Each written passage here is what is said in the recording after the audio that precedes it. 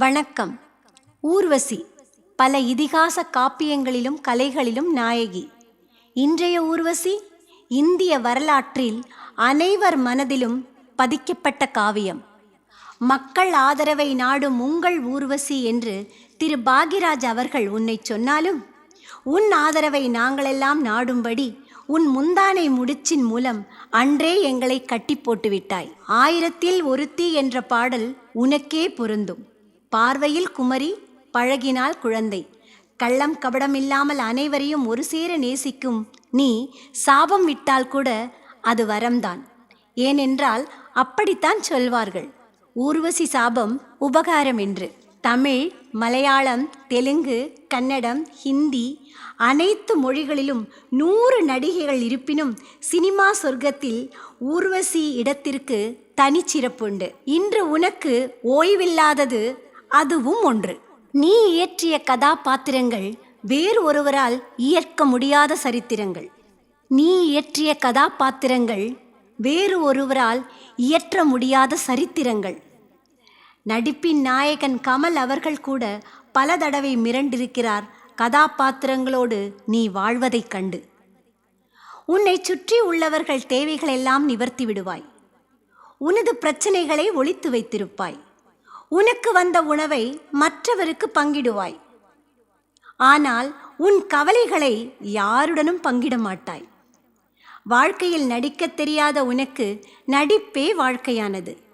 அதுவும் ஒரு அருமையான அமைப்புதான்.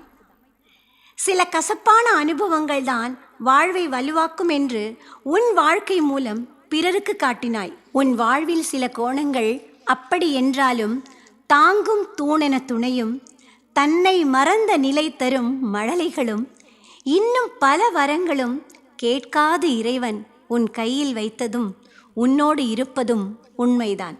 கட்டிண்டோம் என்ற வார்த்தையால் பல இதயங்களை கட்டி போட்டாய். செத்தாலும் சௌக்கியம் உண்டாகட்டும் மகனே என்று சிரிப்பை காட்டி பலருக்கும் சாகாவரம் கொடுத்தாய். அனைத்துமே சிறந்ததாக இருக்க நடித்ததில் சிறந்ததென்று எதை நான் சொல்வது? எத்தனை விருதுகள், எத்தனை பாராட்டுக்கள்! முந்தானை முடிச்சு முதல் பேபி வரை கலைவாணியின் கடைந்தெடுத்த கலைவே நீ என்று தெளிவாக தெரியும்போது அத்துணையும் என் கவிதையில் நான் எங்கனம் சேர்ப்பது? எந்த மேடையிலும் எந்த நிகழ்வுகளிலும் நீ வந்துவிட்டால் அங்குள்ள மௌனம் துளைந்து உனக்கென்று ஒரு கூட்டம் அங்கு மகிழ்வை கொண்டாட வரும். அன்பில் கலந்த உன் புன்னகைக்கு 1000 அர்த்தங்கள் சொல்லிவிடலாம். எண்ணிலடங்கா விருதுகளை வாங்கிவிட்ட உனக்கு தேசிய விருதொன்றும் புதிதல்ல. நடிப்பதற்கு அளவுண்டா? அவார்டுகளை அரசியலாக்காதீர்கள் என்று சொல்லி உன் உண்மையான அடையாளத்தை எந்த தருணத்திலும் வெளிப்படுத்த நீ யாரிடமும் அனுமதி கேட்கவில்லை. பந்தா காட்டும் சில பேருக்கு ஆடாதே கவனம் வேண்டுமென்று கலைவாணியின் தாமரை பூவின் அதிசயம் நீ சொன்னபோது விளங்கியது அதன் இரகசியம். லட்சத்திற்காக பயணம் என்றால் பயணத்தின் மதிப்பு குறைந்துவிடும். பயணத்திற்கான லட்சம் என்றால் 2இன் மதிப்பும் சமமாகும். இந்த தத்துவத்தை நீ சொல்ல உன் கலைப்பயணம் எதுவென்று புரிந்துவிடும் மற்றவர்களுக்கு. டேக் இட் ஈஸி ஊர்வசி என்பது உண்மைதான். காரணம், அரவணைத்து அனைவருக்கும் டேக் இட் ஈஸி சொல்லும் ஊர்வசிக்கு மட்டும்தான் இந்த பாடல் பொருந்தும் என்று PK மிஸ்ஸாவுக்கு அன்றே தெரிந்துள்ளது. அறிவை வளர்க்கும்போது அழகான குழந்தைத்தனம் தொலையும் என்பதை தொலைக்காட்சியில் சொன்னாய்.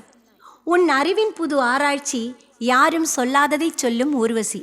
ஓடும் காட்சி ஒரு கணம் மட்டும்தான் மனதில் நிற்கும். புத்தகத்தின் வரிகள் மனதுக்குள் புதைந்திருக்கும்.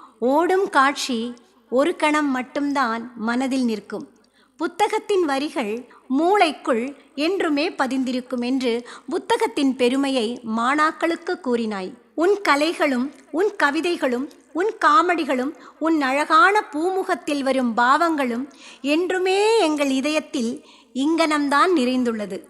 இதுவும் கடந்து போகினும் அதிலும் சிறப்பேற வருங்கால தலைமுறையும் உன்னை நித்தம் கொண்டாட அன்றும் இன்றும் என்றும் எல்லாம் வல்ல இறைவனை வேண்டிக் கொள்ளும் நான் MC சாரதா. நன்றி.